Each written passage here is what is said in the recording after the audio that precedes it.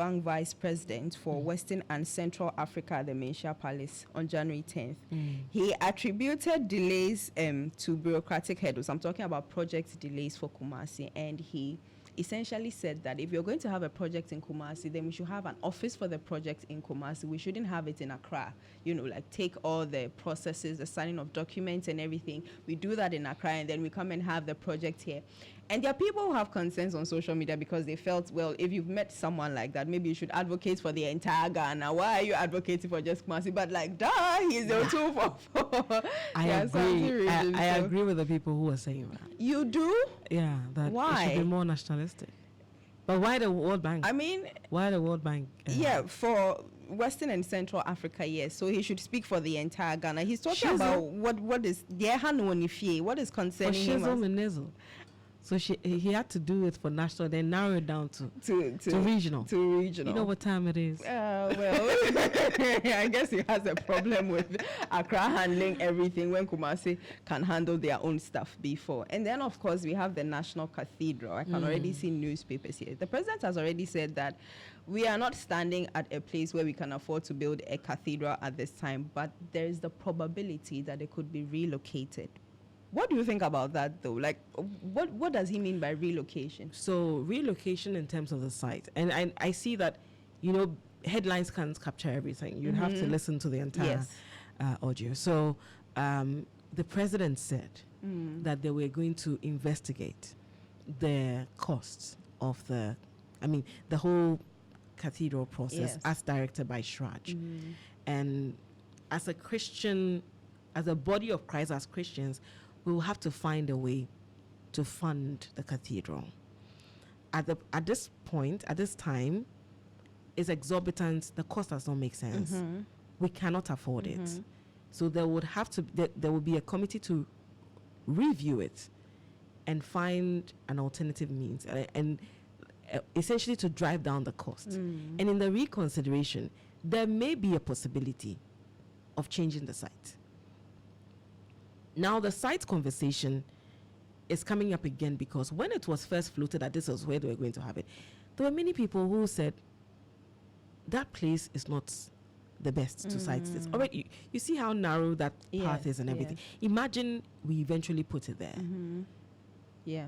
The kind of stress it will cause us. So that is how come the bit about in reconsidering the cost of it, perhaps there may be a change in site. But does that mean, for instance, if you're moving it to maybe Tamale or something, we will destroy buildings again, dig another hole? So with this particular, that's what a lot of people also had problems with. That did it have to be where there were already, buildings? It's a well-developed area with lines and critical lines and everything laying there. The next site, we do not know. But I believe that I expect that it would not be a developed area. Okay. Where you'd have to raise, bring everything to the ground. Down. Okay. I mean, when you are heading out of Accra, in the eastern region, there are lands there. There are lands there. There are lands there we can use. Yeah. Even out of Accra, the Pram area, there are vast lands there.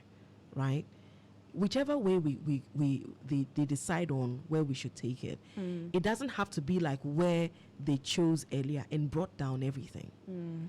And it's not as if the construction, what has been done, is that significant that you say that it would, maybe you have a house and you say you are the lenting stage, and then they say bring everything down. This one, what is there sincerely? So. I mean, I am waiting for that conversation, and I would want to see the proposals that would be made and all that. But I was never in favor of that place. To be used as the venue or as a spot.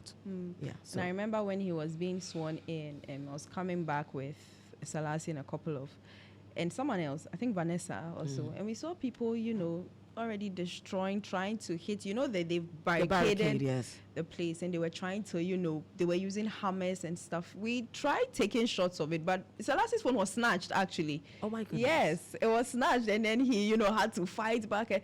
The lucky thing is that the person didn't smash it on the ground and then stomp on it or something of the sort. So he just took it. So he just went, guys doing their thing, and then he took his phone back. But that was lucky for him. Yeah. But there's also, now people are in two minds about the e-levy. It was when you come, please scrap it. Yes. When you come, please abolish the taxes. COVID-19 levy, betting tax, e-levy. Now, Dr. Kwame Asante is saying, maybe not so. I think the president for GUTA, the Ghana Union of Traders Association, last week also said you could use it. I think I said it here for the Women's Development Bank. It's actually trending again because people are beginning to feel as if the president might not be able to Speaking of Dr. Asante, I spoke to him again this morning. Okay. And I put the issue to him again that it looks like after he said that, there are many people who are questioning, why now?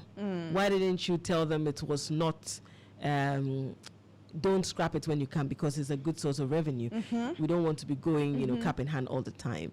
And he says, well, the people who are saying that he didn't say it then are quite ignorant, because that is what he has said consistently. Really? That he has never been in favor of scrapping the tax. Oh, okay. Yes. So it's just that many people are now seeing it when he says that do not scrap it.